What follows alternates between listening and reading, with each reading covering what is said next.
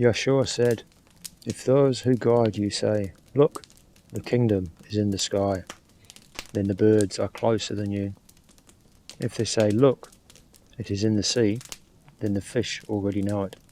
The kingdom is inside you, and it is outside you. When you know yourself, then you will be known, and you will know that you are the child of the living Father. But if you do not know yourself, you will live in vain, and you will be vanity." The kingdom is the reign of spirit in us, permeating all our faculties. It is no longer just ego that rules us. With its memories, fears, and desires, it is the beginning of the reign of the living one within us. This saying tells us that the kingdom is the presence of the Spirit of God within us.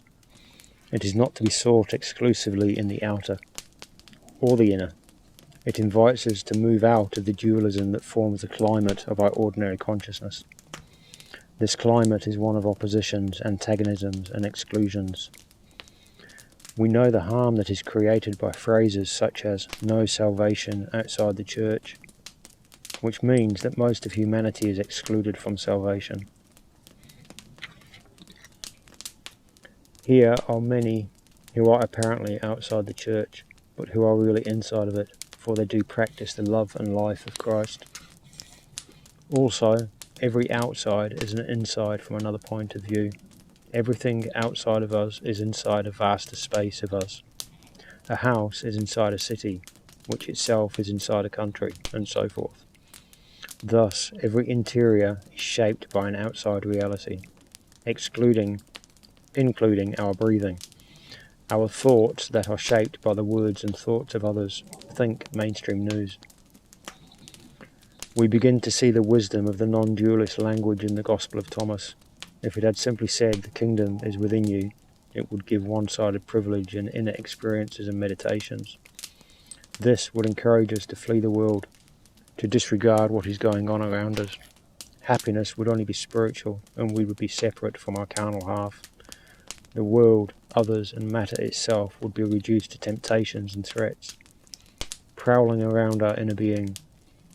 If the gospel had said, "The kingdom is outside you," then we would be encouraged to transform the world and convert others at all costs, and it would be selfishness to sit in silence and listen to the song of the living one in our heart. The kingdom includes both outside and inside. There is no opposition, because outer and inner realities come together in the kingdom. We may see both outer and inner aspects of everything that we do. We endeavour to sense the inner dimensions of all that exists, the meaningful silence within the words we hear. This attitude cultivates a special kind of wakefulness in everyday life. Our miracle is our daily bread. When we listen to great music and certain quality of silence settles in us, then silence and sound are not opposed.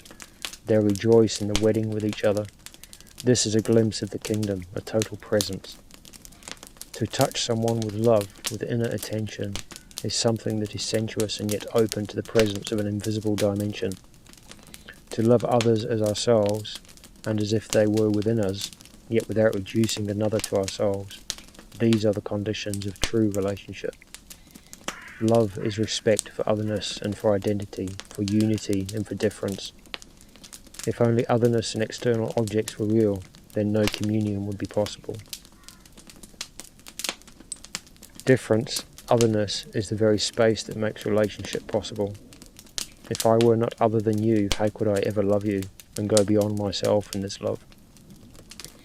So we see that to work for the coming of the kingdom implies a twofold movement, toward the inwardness of all things and towards the outwardness of things manifesting the Spirit. The kingdom is not above us, not below us, not to the right or to the left, not inside or outside.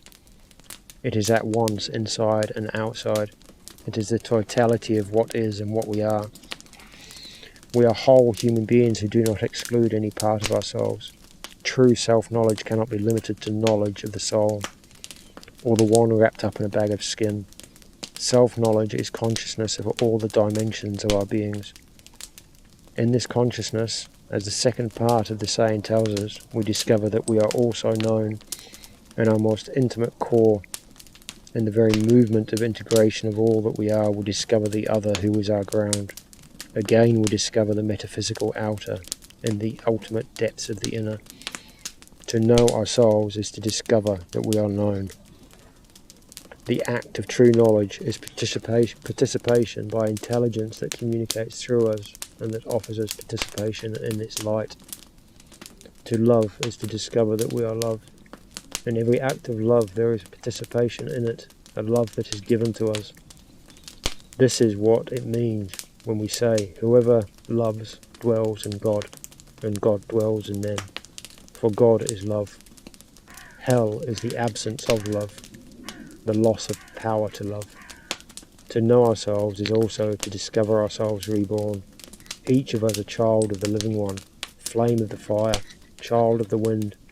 Not to know ourselves is to fall short of ourselves, to live in vain, to arise and disappear like fog from breath on a glass.